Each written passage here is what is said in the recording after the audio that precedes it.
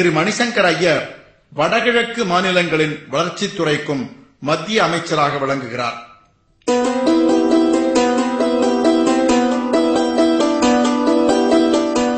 இன்னும் 10 ஆண்டுகளில் இந்த பின்தங்கிய மாநிலங்களின் வளர்ச்சி அகில இந்திய சராசரி வளர்ச்சியை அடையும் நோக்கத்துடன் 2020ஆம் ஆண்டு வடகிழக்கின் தீர்க்க தரிசனம் என்ற கொள்கை பதிப்பை உருவாக்கினார்.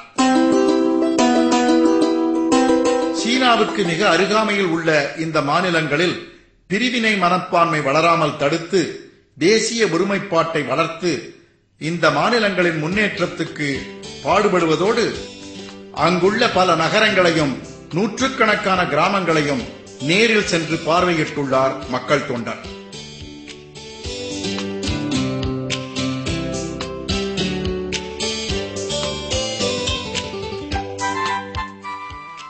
ஆயிரத்தி 1991 முதல் இன்று வரை பாராளுமன்றத்தில் உறுப்பினராக இருந்த 15 வருடங்களில் அமைச்சராக இருக்கும் போதும் சரி, ஆளும் கட்சி உறுப்பினராக இருக்கும் போதும் சரி, எதிர்க்கட்சி உறுப்பினராக இருந்த போதும் சரி, நாட்டு நலனுக்காக பல துறைகளை பற்றியும் அலசி பேசி தன் தேசப்பற்றோடு தன் சிறந்த சிந்தனை திறனையும் வெளிப்படுத்தியுள்ளார் திரு மணிசங்கர் ஐயர்.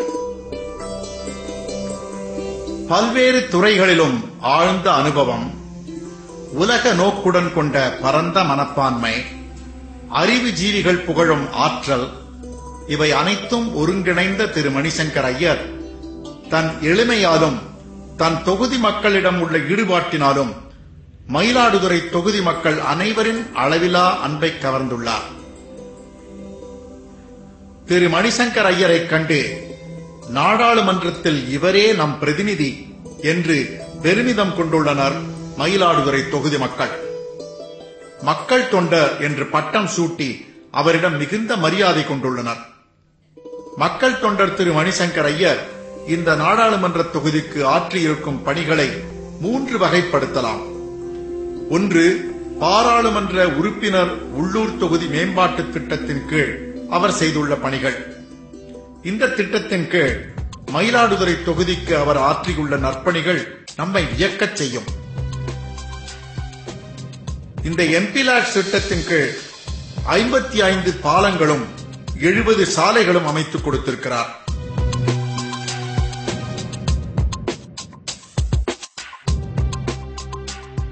பலதரப்பட்ட மக்களுக்கும் பயனளிக்கும் வகையில் அவர் தொண்டாற்றி இருக்கிறார்.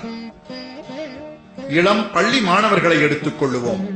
இந்த தொகுதியில் 334 கல்விக்கூடங்களில் அவர் வகுப்பறைகளோ, கழிப்பறைகளோ, சமையற்கூடங்களோ, மாணவர்களுக்கு கூடல் அரங்கங்களோ, சைக்கிள் நிறுத்தும் கொட்டகைகளோ, பள்ளிகளின் சுற்றுச்சுவர்களோ கட்டிக் கொடுத்திருக்கிறார். இது தவிர பல பள்ளிகளுக்கு கணினிகள் வாங்கி கொடுத்திருக்கிறார். வேலைக்கு செல்லும் நடுத்தர வயதுடையோரை எடுத்துக் கொள்ளுவோம். நிழலின் அருமை வெயிலில் சென்றால் தானே தெரியும். இந்த தொகுதியில் 318 பேருந்து நிழற்குடைகள் அமைத்துக் கொடுத்திருக்கிறார். சில இடங்களில் மக்கள் தொண்டர் பெண்கள் சுய உதவி குழுவிற்கு கட்டிடம் கட்டி கொடுத்துள்ளார். ஆரம்ப சுகாதார நிலையங்களுக்கு கட்டிடம் கட்டி கொடுத்துள்ளார்.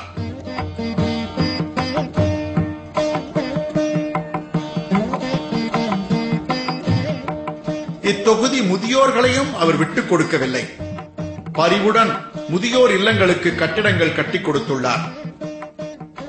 இவ்விதம் பள்ளி பருவம் முதல் வயோதிகர் வரை ஆண்களுக்கும் பெண்களுக்கும் செய்துள்ள வசதிகள் தவிர இப்பூவுலகை நீத்துச் சென்றோருக்கும் கடைசி மரியாதை அளிக்க தவறவில்லை.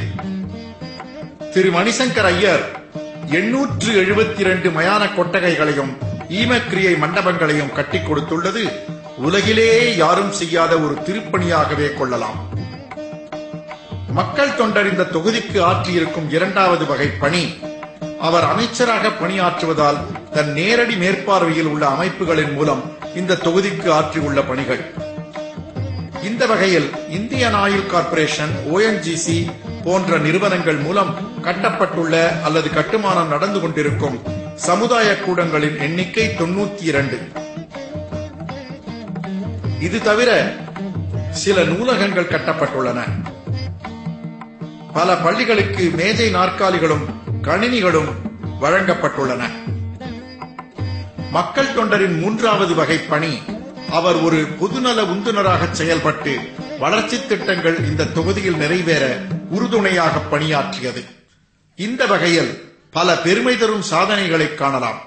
மயிலாடுதுறையில் உருவாகியிருக்கும் பிரம்மாண்டமான விளையாட்டு அரங்கம் ஒரு அரிய சாதனை.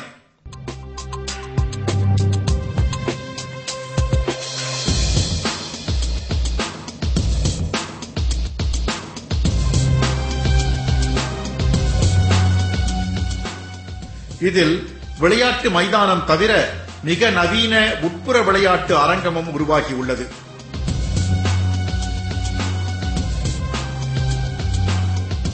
சீர்காழிக்கு அருகாமையில் காரைமேடு கிராமத்தில் ராஜீவ்காந்தி கடல் அகழ்வாராய்ச்சி மையம் நிர்மாணிக்கப்பட்டுள்ளது. இதன் மூலம் விவசாயிகளுக்கு ஒரு புதிய வருமானம் பெற மிகுந்த வாய்ப்புள்ளது.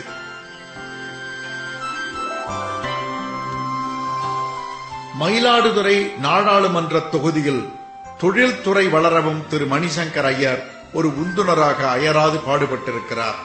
ஆகவே சில பெரிய தொழிற்சாலைகள் உருவாகியுள்ளன. டிட்கோ ஆதரவில் புதிய தொழிற்பேட்டை உருவாகிக் கொண்டிருக்கிறது. பஞ்சாயத்து ராஜ் ரூரல் ஹப்ஸ் திட்டத்தின் மூலம் கிராமப்புறத்தோடு தொடர்புடைய தொழில்கள் பல தொடங்கப்பட்டுள்ளன. OPG energy, Kaveri gas power, PPN போன்ற மின் உற்பத்தி நிறுவனங்களும் செயல்படுகின்றன.